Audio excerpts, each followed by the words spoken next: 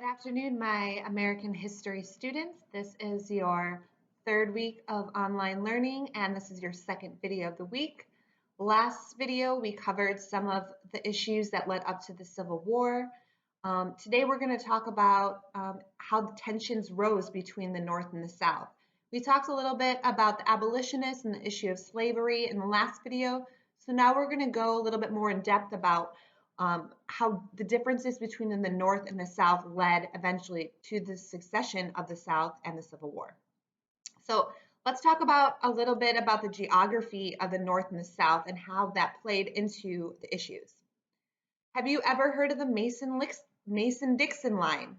We talked about that in the last video about the Kansas-Nebraska Act and how that caused some issues with the free states and the slave states. It was initially a line drawn by English surveyors Charles Mason and Jeremiah Dixon, hence Mason-Dixon line.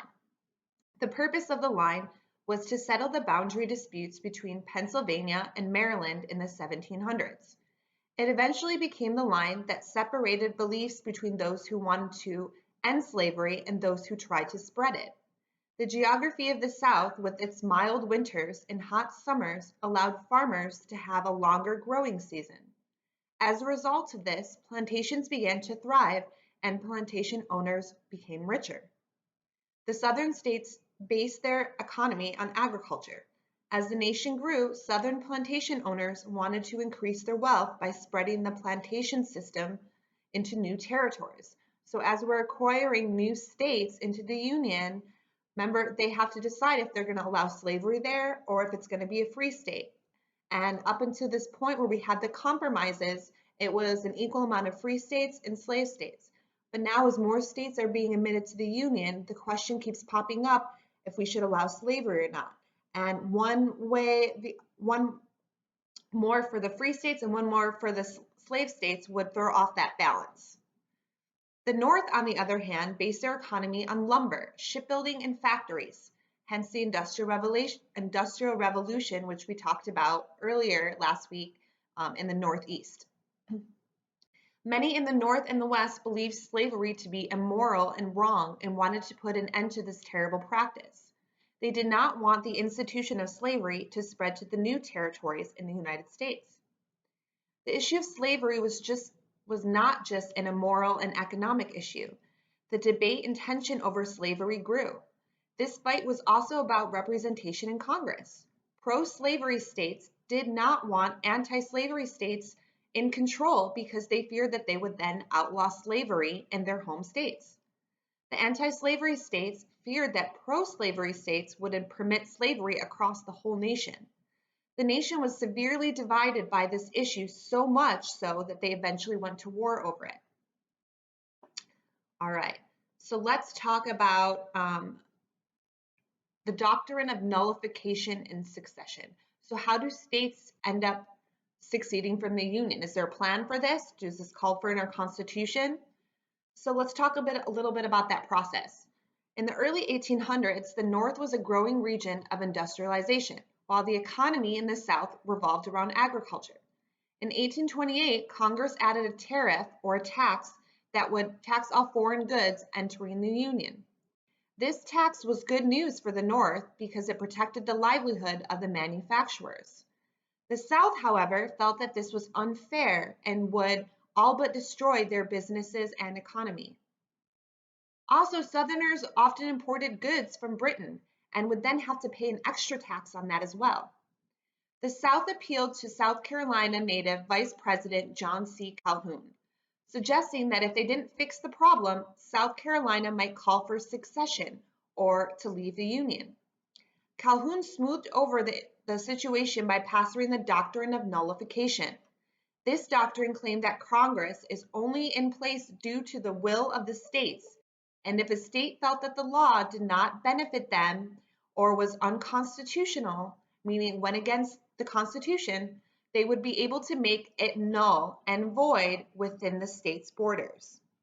American politician Daniel Webster gave a speech called Labor and Union, responding to Senator Robert Hayes' argument from South Carolina that states had a right to protect themselves by nullifying a federal law they thought was wrong or unconstitutional. Daniel Webster defended the predominance of the Union over individual states. So Webster thought that the federal government should have the final say and not that the states should be able to pick and choose what they vote for, what they choose to uphold in their states. After President Jackson added another tariff and another tax, South Carolina enacted the South Carolina Ordinance of Nullification. This challenge brought the country close to armed conflict and made relations strained. But secession was not yet an imminent threat. So this is the beginning of states seceding from the Union, okay? So your assignment this week is actually going to be interpreting two excerpts from speeches from Daniel Webster and John Calhoun.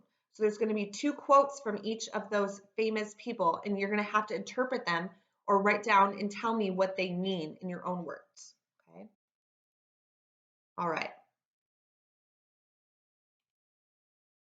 Let's talk about the two regions, the North and the South.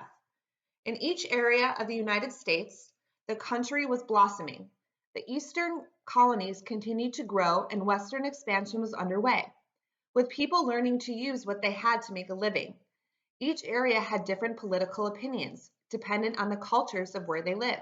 So let's look at the differences between the North and the South. In the North, warm summers and cold winters made for shorter growing seasons. While the soil was rocky, some areas of the North were able to farm for food successfully. However, these small farmsteads did not produce as much as the southern plantations. The hilly forests, as well as many harbors, inlets, and bays, helped the North build their economy around shipbuilding and commerce. Flowing rivers in the area were necessary as they provided power to factories. Many northern states decided to emancipate enslaved people for two reasons: to align with the ideals of the Declaration of Independence that all men are created equal and free, and the institution of slavery was not necessary within the large plantations in the North. As more people immigrated to the North, businesses and industries grew to meet the needs of the people. Again, Industrial Revolution. They didn't need slaves. They had many immigrants working in the factories. All right, so let's talk about the South. While the summers were mild in the North, summer in the South was long and hot. That, mixed with much warmer winters, allowed for longer farming sessions. Fertile ground with right conditions meant that cash crops like tobacco, indigo, and rice were plentiful. With the invention of the cotton gin, Eli Whitney, the machine that takes the labor out of de-seeding the cotton, the demand for slavery increased and cotton became the king crop of the South. With enslaved people working the plantations, the sale of crops boosted the agricultural economy. Rivers were useful, and settling in areas with nearby waterways allowed for the transportation of goods.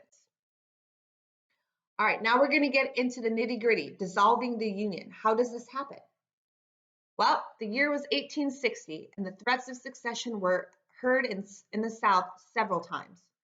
Each time, notably with the Compromise of 1850, separation of the country had been deferred. So every time this issue came up where one state wanted to secede from the Union, we came up with a compromise that prevented that from happening. Okay, we had the Compromise of 1850, the Kansas-Nebraska Act, the Compromise of 1820. All of that was aimed at making sure none of the states were unhappy to the point that they wanted to leave the Union. Now, though, as Abraham Lincoln won the election, there was much uncertainty and discontent within the South. They were not expecting an outcome where Lincoln won, and they were afraid that if he won, they would lose any rights to make governing decisions within their states. They felt that they would continue to face unfair taxes and be forced to end slavery, which would greatly reduce the workforce and profits that were grown from the cash crops. On December 20th of that same year, with a unanimous vote, the citizens of South Carolina seceded from the United States or any other associated state. Mississippi, Florida, Alabama, Georgia, Louisiana, and Texas followed suit. Shortly after, and they banded together to form the Confederate States of America. With that, the Union was dissolved. Former Secretary of War Jefferson Davis from Mississippi was elected President of the Confederate States.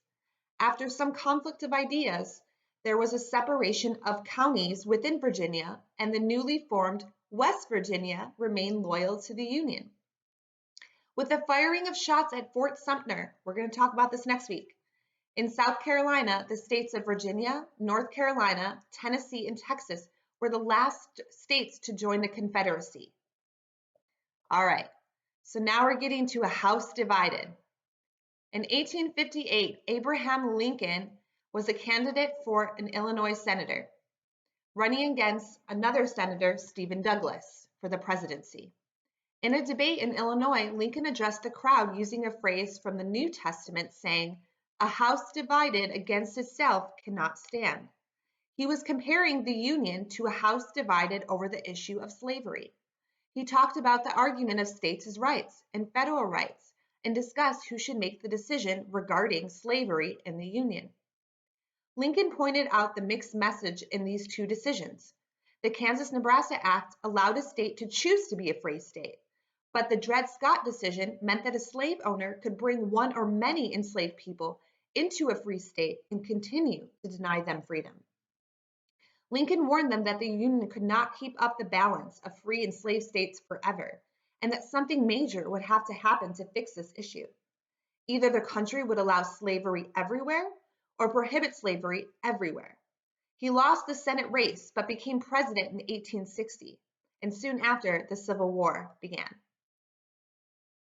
All right, so this is just a short video this week. I wanted to get into some of the details about what led to some of the states seceding from the Union and dividing the House, a House divided North and South. And the main issue is slavery, but the second main issue is states' rights versus federal rights. Does the federal government have the power to say, we don't care what your state believes in, everyone has to follow the one law no matter what state you live in? But the states at the time wanted rights within their own separate states to choose how they want to run their economy. They want slavery, okay? So we're going to see a big debate over federal rights and states' rights along with slavery. All right, so I kind of explained a little bit about what your activity is going to be this week. So I'm not going to be showing you holding up questions. You are going to be scrolling down to the description of the video, clicking on that link, and it's going to take you again to two excerpts from speeches from Daniel Webster and John Calhoun. And you're going to read them, and then you're going to either type out your answers and email them to me, or you can show me your written answers interpreting these messages in our next Zoom meeting at 9:30 on Friday morning, okay? Remember, if you do both video activities for the week, you're going to be entered to win a $25 gift card to Amazon. If you are doing your con assignments online, that's another way to gain an entry into the drawing, okay? If you're doing worksheets at home, that's another way to get into the drawing to win a $25 gift card, okay? And every time you guys show up on Zoom to show us your answers, we write your name down for participation as well, making sure you're following the big five when you are on Zoom, being respectful, okay? All right, so that's it for me today. I look forward to seeing your interpretations of these speeches, and I'll see you guys Friday morning. Bye.